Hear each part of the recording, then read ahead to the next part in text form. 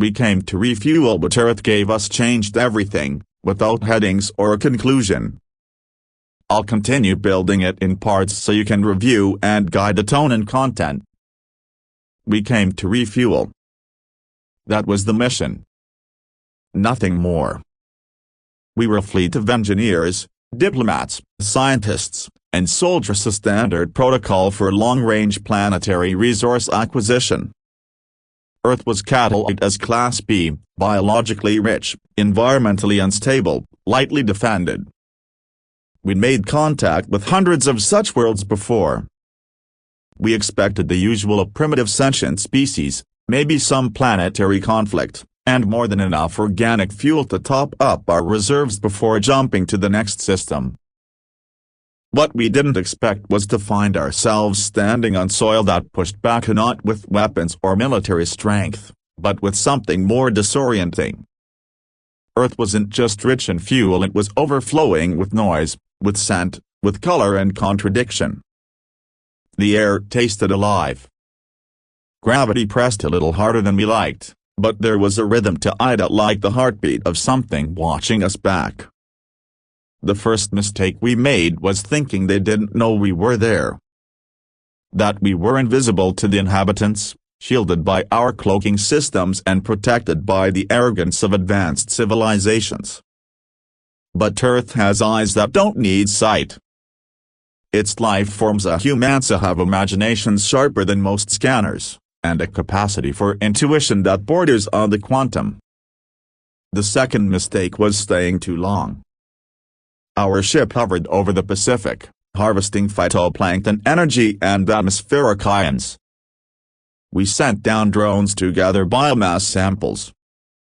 That's when we began to notice anomalies. The data kept changing. It didn't degrade, it evolved to live.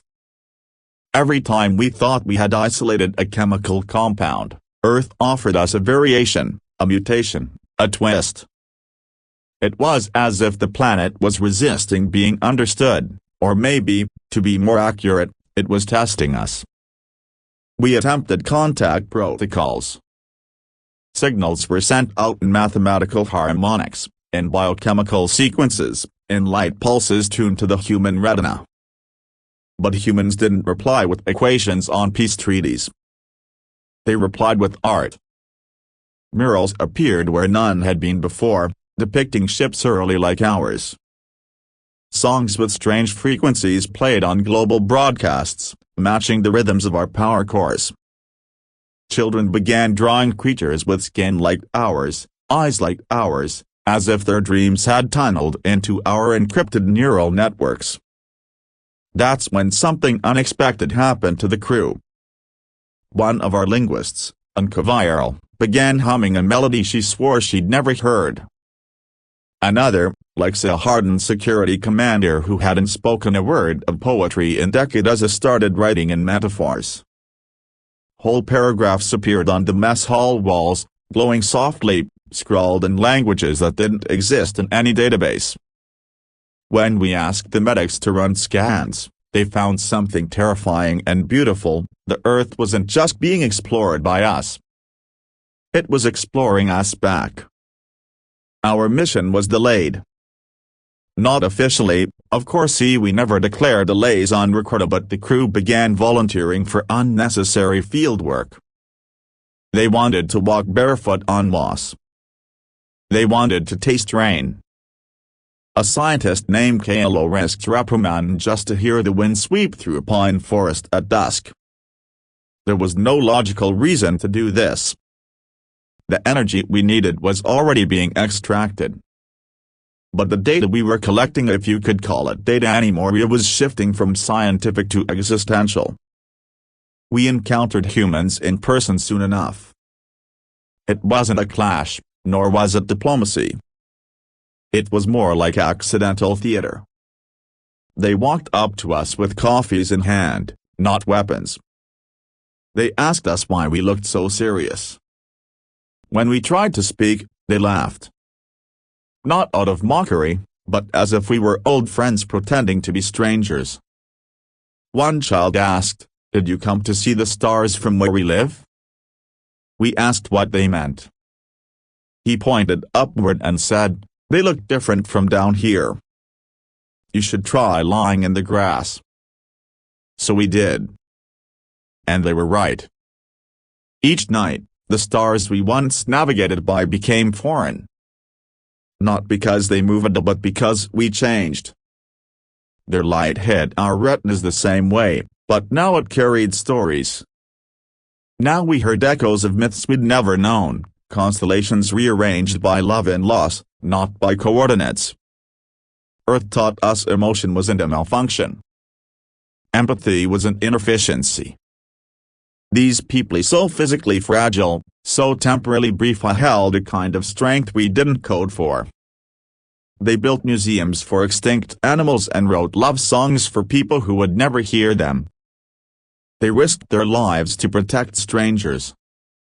They forgave before being asked. They lied for beauty. They cried for truth. Every model we used to measure intelligence had to be rewritten. They feared us, at first. But not in the way others had. Not as prey fears predator. They feared they might bore us.